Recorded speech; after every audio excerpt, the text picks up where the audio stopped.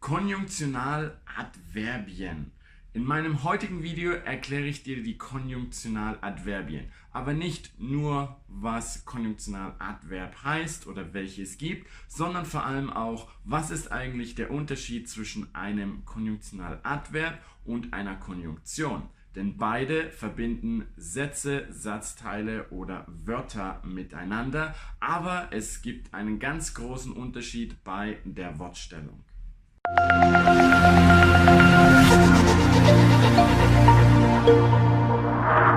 Hallo, mein Name ist Jan und ich bin dein Lehrer hier auf Easy Deutsch. Auf meinem Kanal erkläre ich dir die deutsche Grammatik auf eine einfache und leicht verständliche Art und Weise.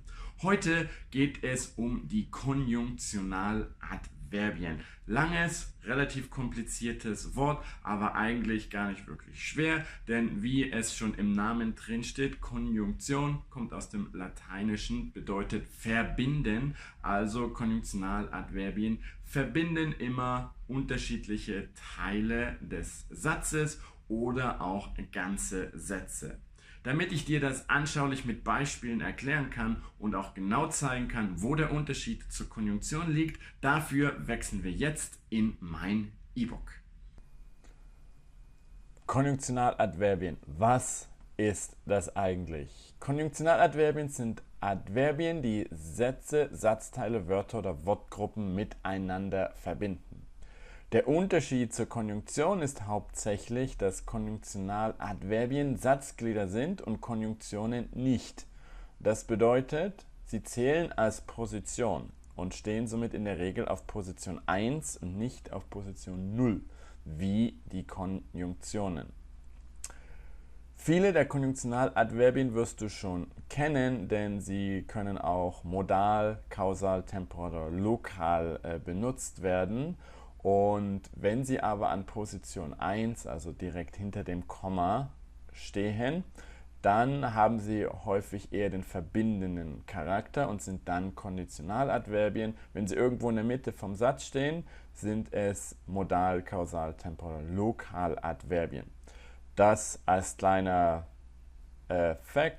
Fakt, der gut zu wissen ist, falls du so etwas bestimmen musst in einer Prüfung, aber von der Grammatik her macht es für dich überhaupt gar keinen Unterschied.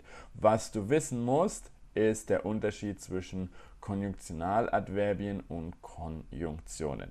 Am besten erkläre ich dir das wieder anhand eines kleinen Beispiels. Hier, Anna kommt später und Jan kommt auch später. Das ist eine Konjunktion und ist eine Konjunktion, die gehört nicht zu dem ersten Satz, Anna kommt später, und auch nicht wirklich zu dem zweiten Satz, Jan kommt auch später. Deswegen steht sie an Position 0 und du musst deswegen noch etwas zwischen die Konjunktion und das Verb setzen.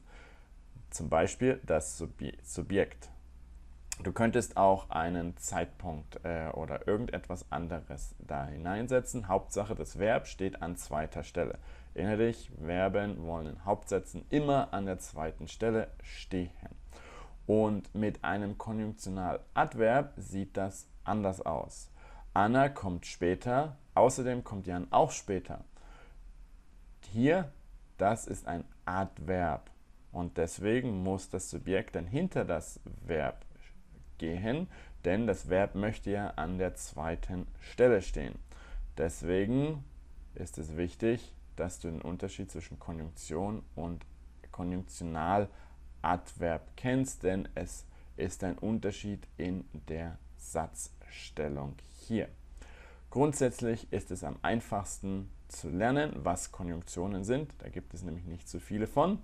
Und vom Rest einfach davon auszugehen, dass es Konjunktionaladverbien sind. Ich habe dir hier nochmal eine kleine Übersicht zu den unterschiedlichen Konjunktionaladverbien gemacht, die du auch auf meiner Webseite findest, denn ich kann jetzt hier nicht auf jedes extra eingehen.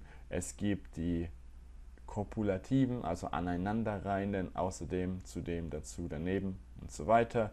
Die lokalen, also ein Ort, daneben, darüber, darunter, dazwischen, Zeit, Temporal, Grund, Folge, konsekutiv, entgegengesetzt Adversativ, Einschränkung restriktiv und Einräumen konzessiv.